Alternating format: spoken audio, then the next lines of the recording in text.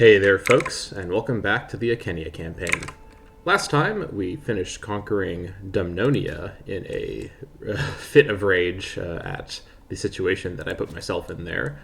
And we're back here with Big Icenia, figuring out what our future will look like. And one thing that I definitely have figured out is the situation involving our levies. Now, I've not really talked about it that much, but the reality is the rate of cultural conversion to a Kenny culture is going to take quite a while. So let's take Londinium, which we've controlled for most of the game now. If you take a look at the pop information, the cultural assimilation rate, it's 0.82% per month. That's pretty slow. That's something along the lines of 120 months or so per individual population unit. And this is going to be one of the fastest in our whole nation. Of course, we can build buildings in some of our locations to speed this up, but the reality is just waiting for cultural conversion to a Kenny will just take a long time, and that's the way that works, which is fine. What that means, though, is our levy size will not actually change that much in our immediate future. We're going to have to rely increasingly on these mercenaries to really pull through for us, and it's quite handy that there are two mercenary groups now living in our land here that we can take advantage of. And with that in mind, we essentially need to rethink the way we're planning out these wars to be more so around when do we have a big surplus of money to be able to purchase and sustain the mercenaries during the war, as opposed to when is our war timer ready, when is our levy recovered.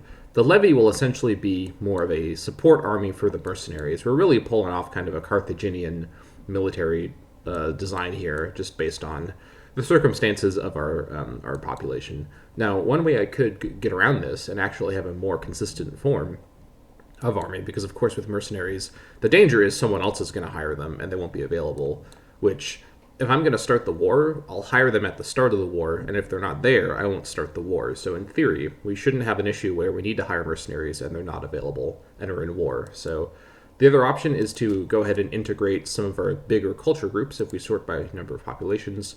The Dumnonians make up a pretty sizable minority here, 44 population. They're also pretty upset for understandable reasons. They're going to be more upset here in a moment when I do some things to their nobility. But we've got the colonial occupation, by the way. I need to keep on top of this. 67, we're going to have to definitely found another colony. I think I got a little behind on these colony cooldowns, and I may have missed a chance to found one more colony in the middle, but that's okay. We'll focus on that. The other thing I wanted to quickly go over here in this episode is just the state of things, as we're almost 15 years into the series, believe it or not. Kenya has really accomplished quite a bit in 15 years, given we started off as a little tiny tribe up here. And one thing I wanted to look at is our current centralization efforts. Now, if we zoom on over to our laws, which I'll someday learn which one that is, it's in here. If we zoom on over to our laws, we actually have up through the third rank here. The fourth rank is going to require 50 centralization, so we're on the way there, and this requires 80 centralization. But I'm actually fairly sure that the where's the decision at? Oh my gosh, why can't I ever find it immediately? Where is the decision at? Hold on.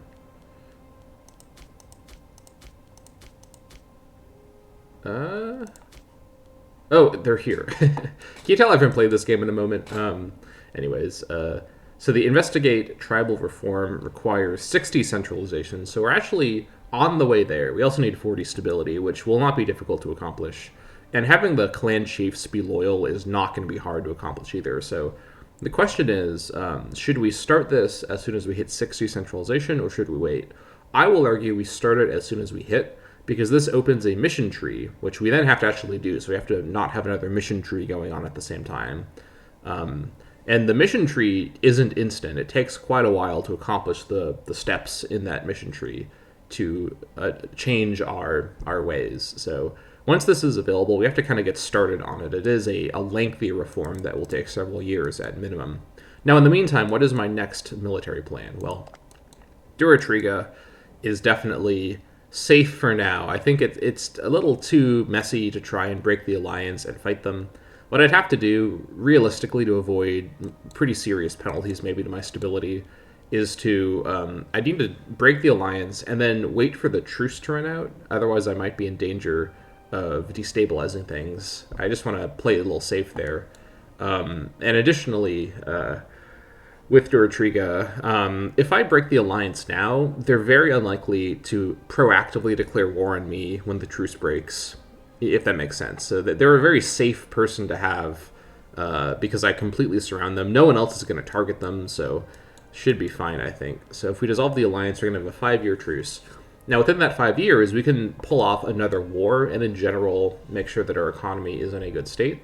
Our maximum manpower is also bumped up again. It's almost to 3k, which is quite handy. So we may wait a little bit for our manpower to boost up or go into a war, because we don't need to wait with our careful maneuvering. We're not really losing men that often. So I think it is time for the fateful moment of the Duratrigan alliance being concluded. So we're going to dissolve this alliance, which will give us a truce with them, and will probably give them the heads up that something is going on.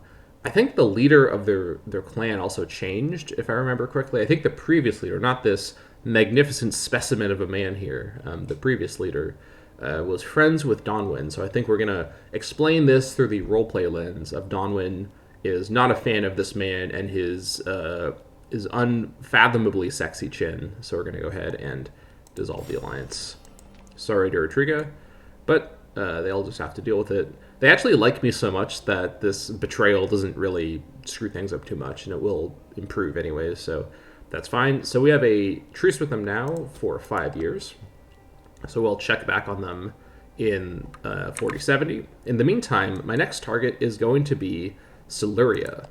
And this is both to unify my nation, which is going to be quite handy, and also it's a chance to take on a smaller coalition. Now, as I mentioned in the first episode, all of the barbarian tribes have formed these complicated alliance networks at this point in the game.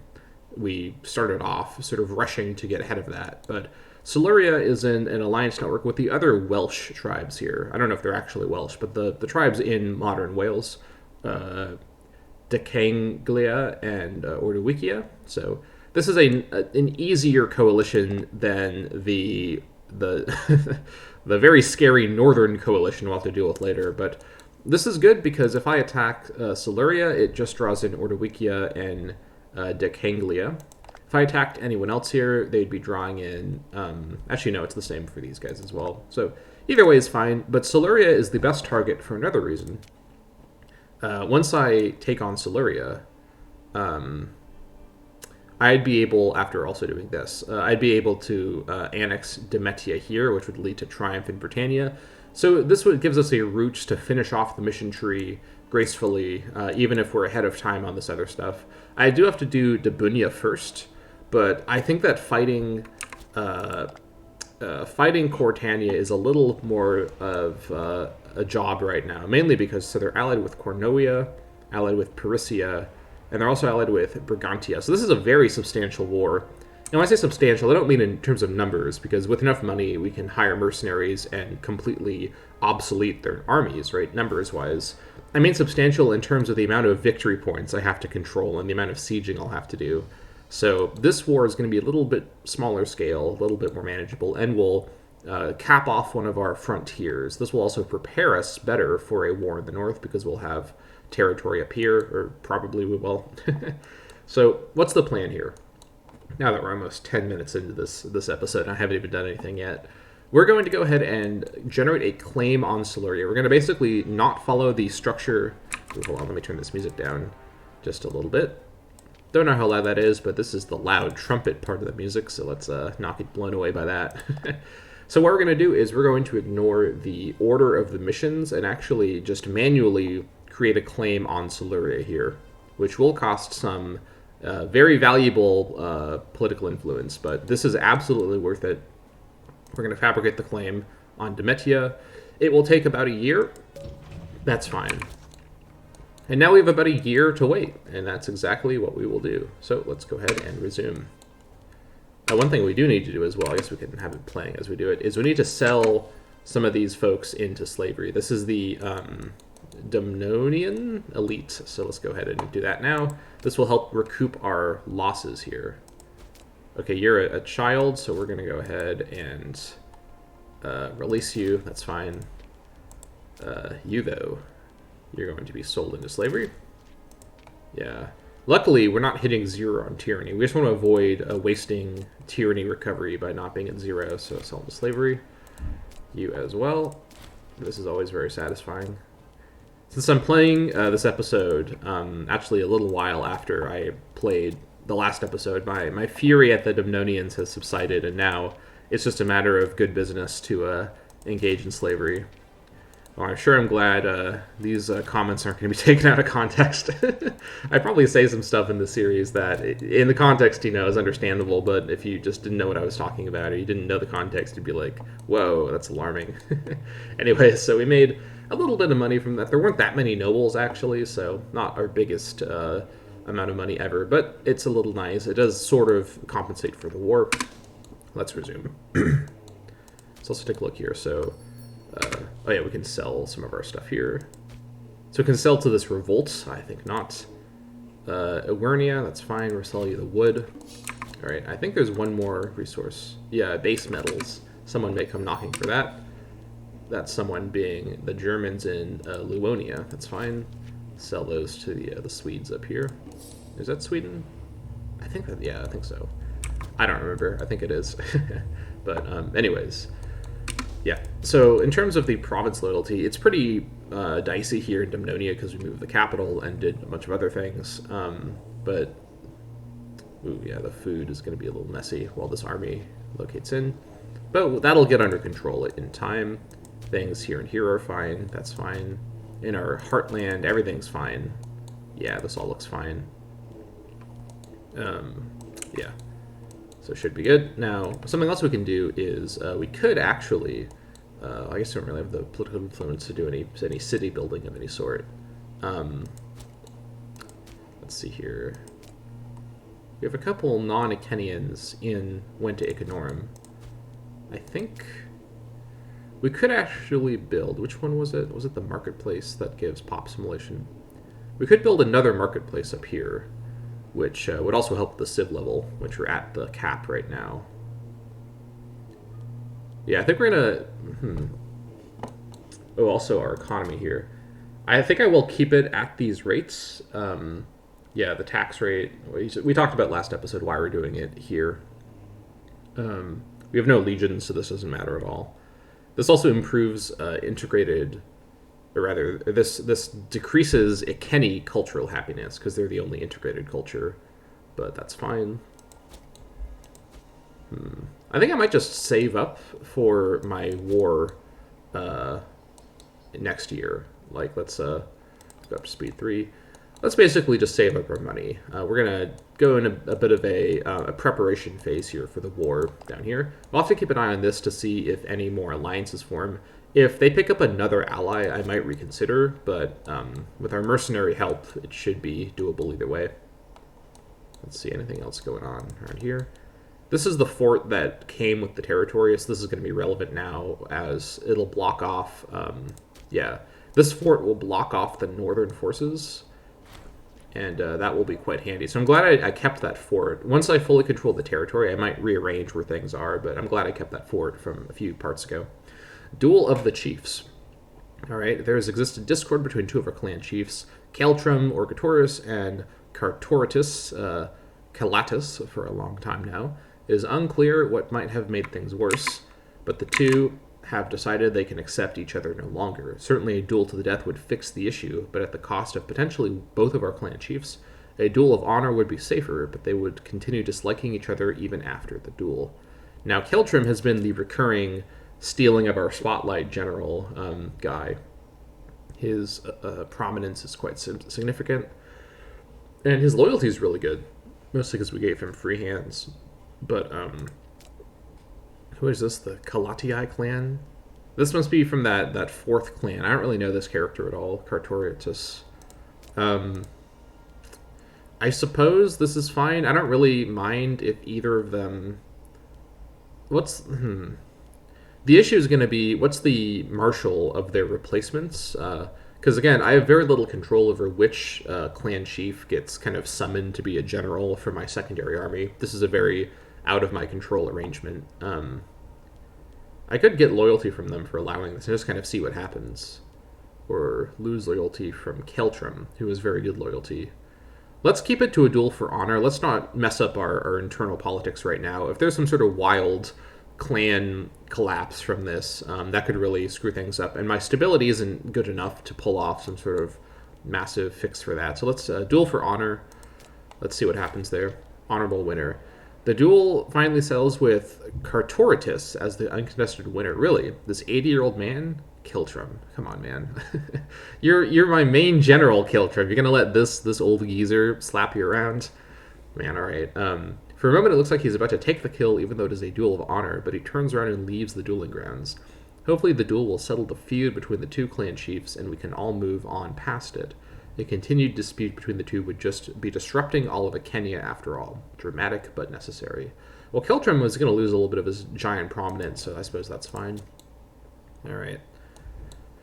Anyways, the other thing, too, is the Silurian claim fabrication will end almost around October 1st of the year 465, which you know what that means. It's going to be... it's going to be holy deity selection time there. Bountiful harvest. Word has arrived that this year's harvest was exceptionally good in the territory of Noio Megas. Whilst the merchants may be holding their heads in their hands, the people will rejoice at the plummeting price of bread. Ooh, okay. 3 stability versus 44 gold. Now, normally, this is like almost always a stability pick for me, but let's actually pause while we decide this. Let's do some quick math here. So what's our gold rate? Hopefully it's about 4. So we'll say this is about 11 turns of gold versus 3 stability. What's in 11 turns of stability? This is actually about twice as valuable as the gold one. Even though I do like the gold, I do actually think I'll get the stability one, because stability just raises so slowly. It's about twice as many months of the associated value. And we actually have such a good economy right now from all of our trade. We can get away with not getting the gold. So happy to take that. And you'll notice, by the way, commerce is much greater than our tax rate. This is pretty common for tribes. I mean, you've seen my infrastructure. You know what we're dealing with here. There's the Duratrigan Navy. What are they up to? We'll also see if Duratriga picks up any other allies. Now, the devious ploy for Duratriga would be to ally with my target of Siluria, or one of the members of the Welsh coalition. But I don't think they're going to pull that off. I think they probably... because they were at war with at least Ordowicia as my ally a few turns ago, so they may not have good relations with the Welsh. So, should be okay. Now, a little bit more dangerous is them allying with the Northern Coalition in the time before that war, so we'll have to definitely be a little careful about that. But I think it should be fine. They're pretty isolated down here. They may pick up a Gaulish ally, but we'll worry about them later in 470 to be exact. Anyways, we could pull off something here. We might actually, we could do exemption from census tax because we have so few citizens and nobles. It might be worth it. Actually, to be fair, we do actually have 7 nobles and 19 citizens. I guess I haven't really been looking at these numbers too much. A lot of them are Icenia as well. That would affect the output quite a bit. Where are my citizens at here? They're kind of spread out all over the place in my different cities. Yeah. What's their... what are they contributing here? Let's see here. Manpower and research points. Well, my research points are so limited right now, it almost doesn't matter at all until we're not a tribe, so... I think it's fine to lose that output, because if it's manpower and research points, we have so many freedmen and tribesmen, the manpower is completely fine, and the research points aren't super valuable, so we're gonna... I think that's a worthwhile thing to do, honestly. I think that would be fine. And it would give us integrated culture happiness, which would counteract the effect of our increased levy, so... We're going to exempt the Iceni from census tax. Yes, Icenia has wisely enacted exemption from census tax. It is not befitting that our treasured citizens and nobles, the people who the foundation of this country rest upon, Pay the census tax to which we subject our foreign subjects. Yes, we want very happy Iceni.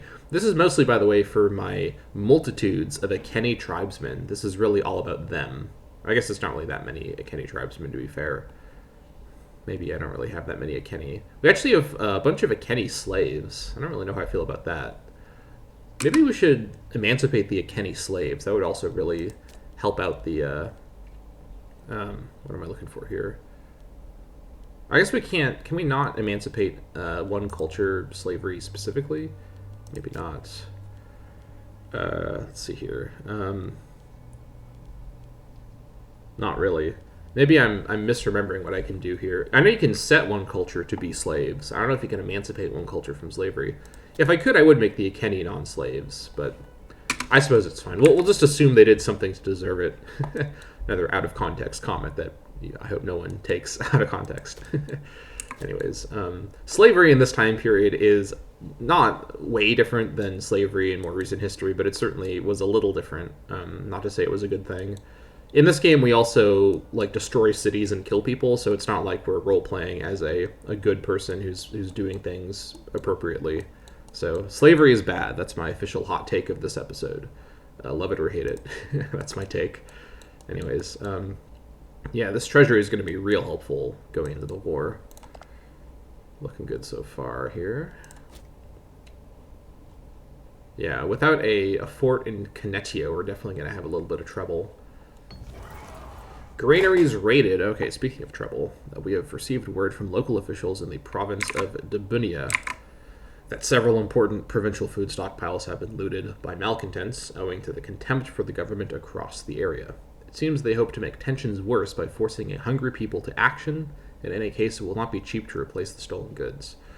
Well, well, well. Some accelerationists at work over here in Dabunia. That's a political joke from me to you. So we can definitely afford to just replace this and get some loyalty in Dabunia, so that's handy. Lose influence in manpower. Alright, that's definitely not worth it. That would really mess up my manpower, and I actually don't even want to lose the influence either. Or I could really screw over Dabunia. We'll just pay for it. This is fine. This also reduced the effect of that modifier there, so... Alright, Dabunia. This is a net positive to Dabunia, this event, weirdly enough. So, having that big treasury coming through in the end. Yeah, this is going down. This unrest will start to decline, so it should be okay. Okay, so September 1st, we'll be ready for the war. And our manpower is actually almost to the cap anyways, so this is kind of handy. Siluria is still looking just as vulnerable as before, so it should be good.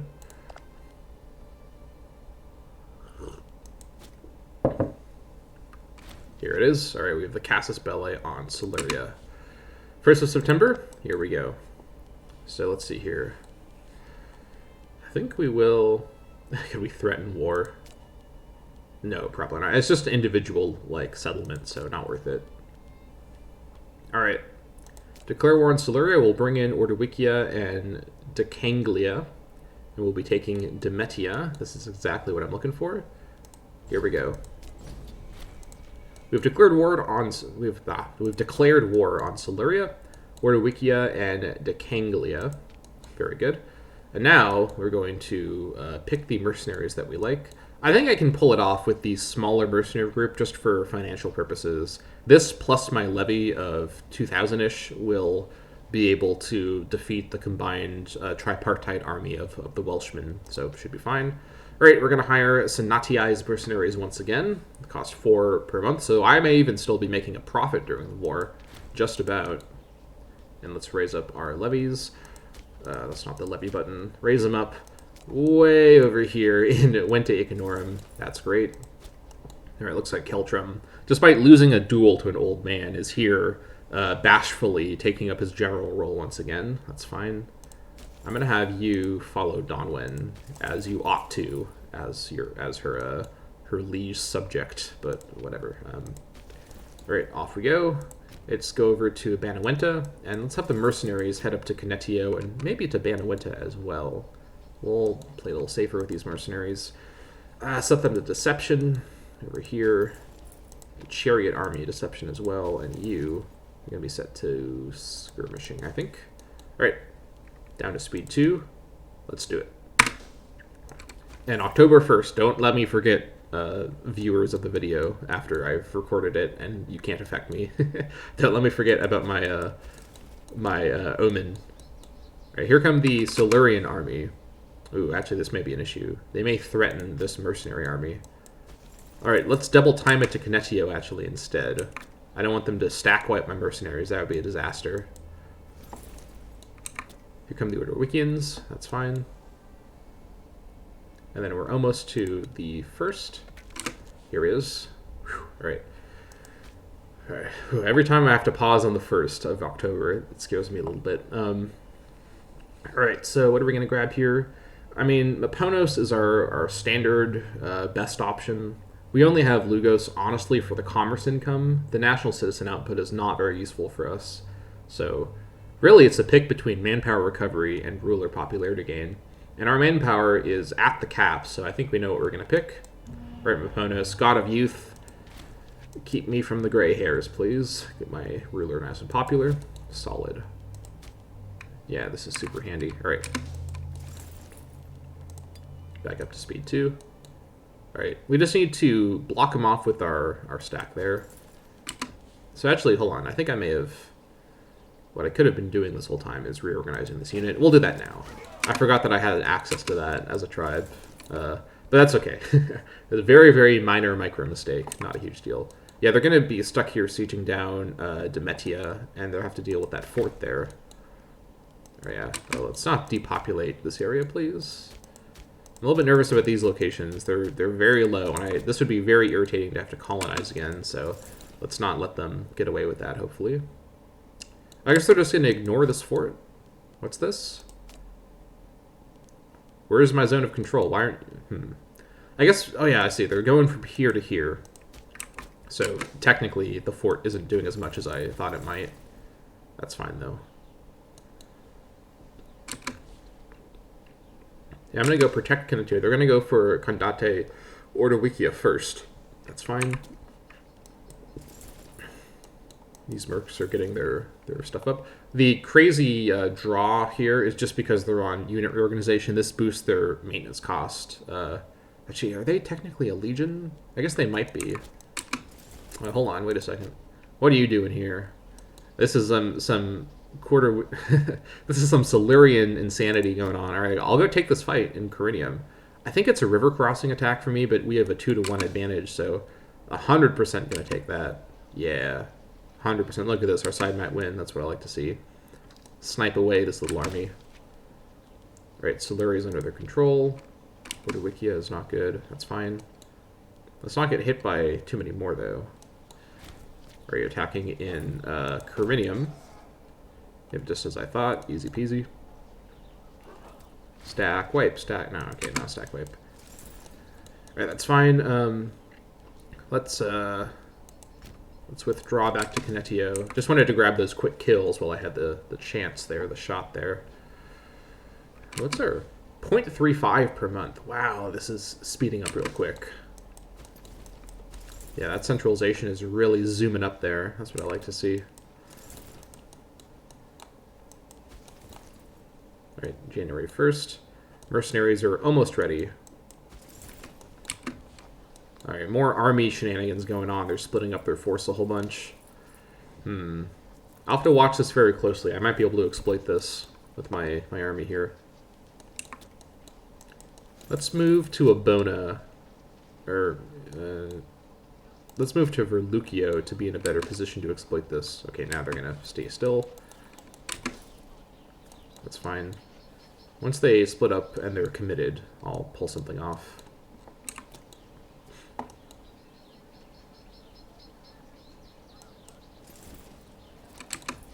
Alright, once you're committed to Abona, we'll zoom in. Alright, now we'll go for it.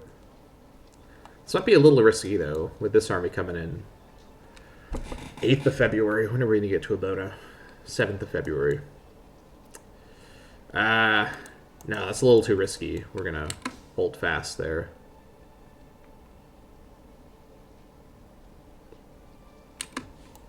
Actually, we're going to try and get back to mercenaries, because I think they're going to try and pincer me here. So our mercenaries are almost ready, so we'll get our whole force gathered together and form kind of a doom stack.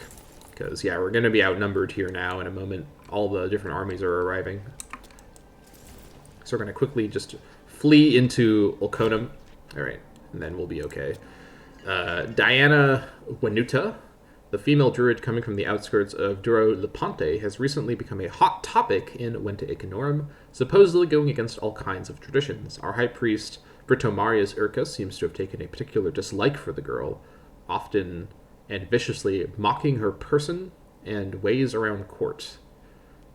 This person? Alright. Some suggest removing the girl quietly, whereas others would like to give her more space to show her ideas and affect our religion. Maybe we could get rid of Britomarius Urcus and become more favorable amongst the girl's followers at once. Well, I think we mostly like our current high priest. What's our situation here? I mean, he's okay. I could certainly have a better high priest around here.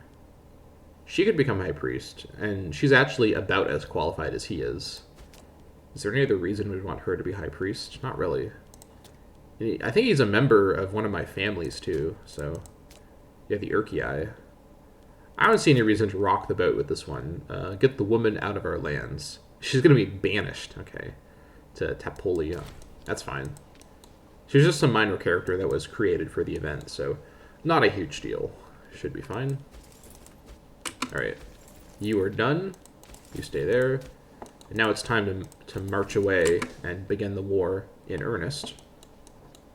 Oh, yeah, they're going to take Canetio. That's what I was worried about. But that's fine. We will, once they have this, now the fort zone of controls is going to start to slow them down. So let's move up to Aquisulis. I'm going to keep my two armies separate just for extra mobility availability, but we're going to mostly move them together just manually. Not you, you. There we go. Maybe this will scare them away. There's a downside of using mercenaries is it takes them around a year to fully get their morale up, so it's a little dicey. Okay, they're killing people in Canetio. Let's not do that, please. Alright, can I catch you? You're going toward Lucio.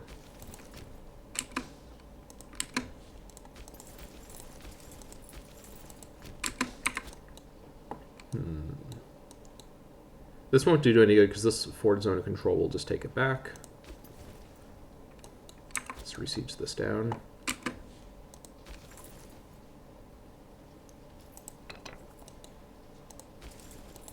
Snipe them in Corinium.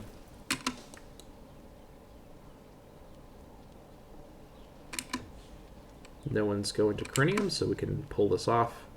I'm trying to sneak the recapture of Canetio, and then this army can come in to Corinium to help if they gather up there, but it looks like they won't. Benevente is under attack. That's fine. They don't have the forces there anyways. Should be fine.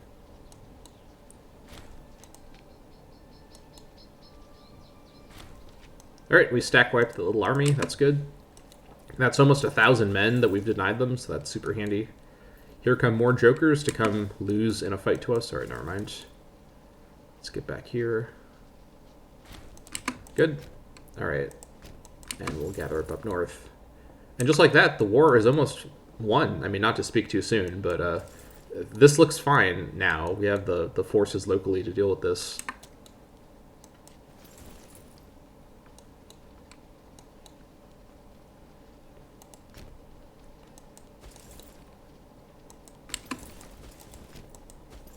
Yeah, we'll do a two-pronged attack. Or we'll fight them in Alauna. Alright, that's fine. Sack wiped that 1,000 man. Now here we come. Wait, hold on. One more day. Alright. Let's go on in. 10 of June, 10 of June. Yep. Oh, they breached as well. This is going to be a defensive battle with around 6,000 versus 4,000. Is this going to be the biggest battle in the series so far? It might just be. Let's watch this closely. All right. Look at that. We even have the tactics advantage. That's what I like to see. All right. We got a elite number of kills there. That's pretty funny. Handy. And now they're going to flee out of my land. So this is solid. This is exactly what I wanted. You're going to go take care of Condate Ordowicia, and the mercenaries are going to more ruthlessly go after Barium and get this territory under control. Getting this fort under my control will really help with movement in this little corridor here, which is exactly what I'm hoping for there. Solid. My stability is looking really solid too. Or my centralization, but stability is looking good too, to be fair. Let's see here. Oh, that's actually, hold on. 15. So once I hit over 35, I can do this next stability change. Monthly political influence plus 10% would be really, really good, though. Pop promotion speed is solid, too, but, like, ooh. I think I still do want to do, well, hold on. I guess I need to figure out, since my centralization is raising so fast, I think I might be able to get away with getting the less good centralization one, because influence percent is so useful for me with my chronic influence shortages. I think I might just do that. Once I hit over 35 stability, I'll do that. Yeah. Since my centralization is raising so fast, I think I can get away with it. I don't need to get to 100 centralization super, super fast. Should be fine. All right. There we go. Now let's reclaim. Shouldn't this come under from that? Why is this not recovering that? Oh, it's the capital. That's right. All right. Yeah, I'll do a wild march around to get in there. That's fine.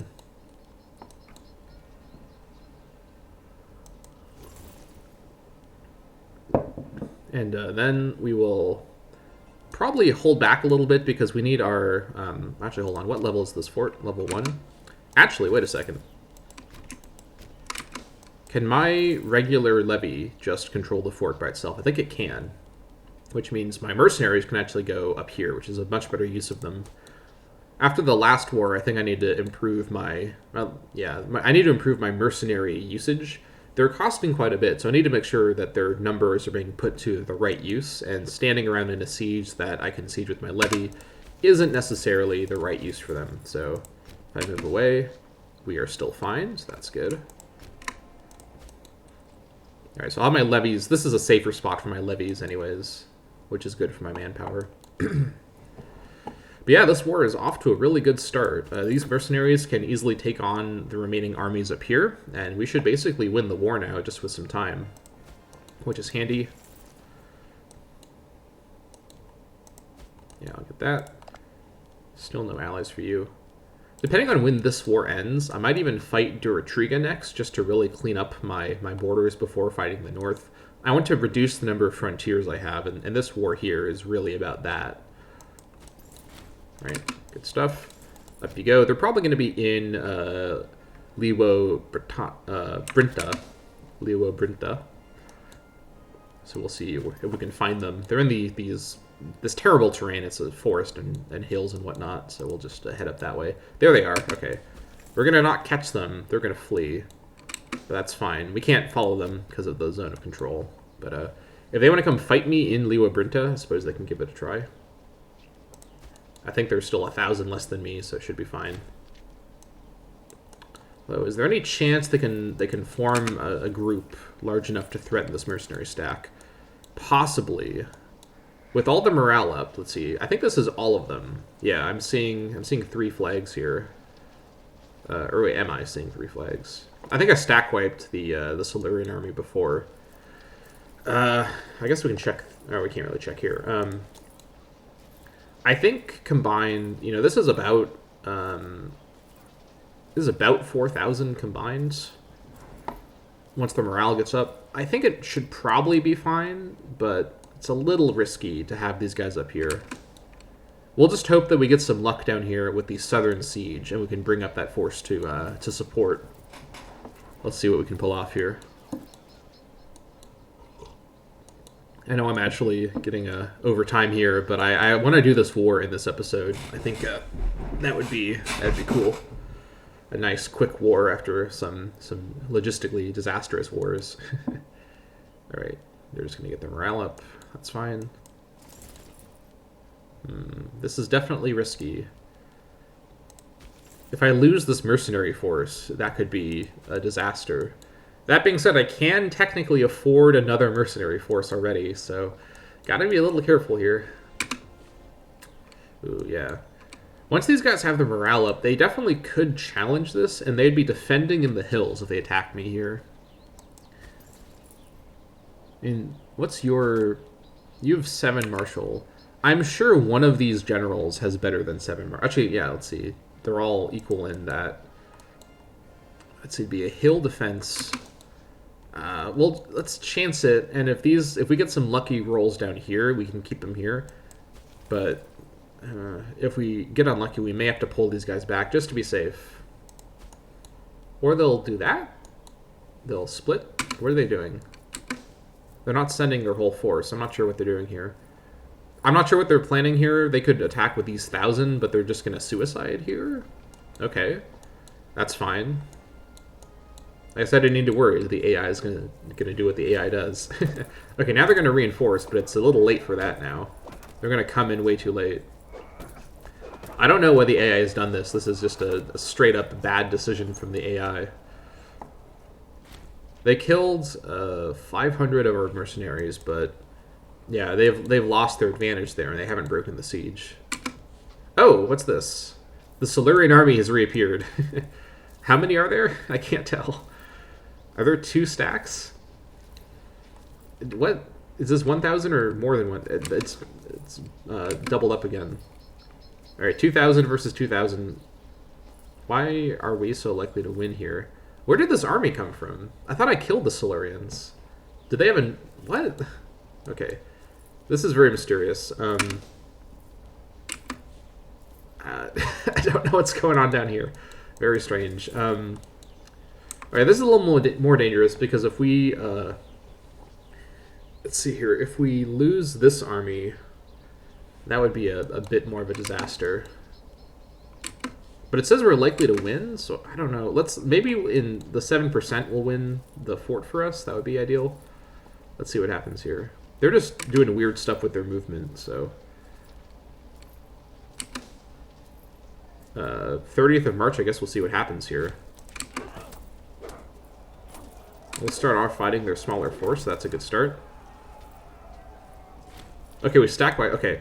I don't know what's going on with the AI movement in this episode, folks. This is just some wild stuff. I've never seen the AI make this bad of movement decisions, but because of this, both of our sieges are going to win these fights because of AI movement stupidity. Although now they've messed up our population here, so that's actually kind of a good strategy from them. They did actually pull that off, kind of.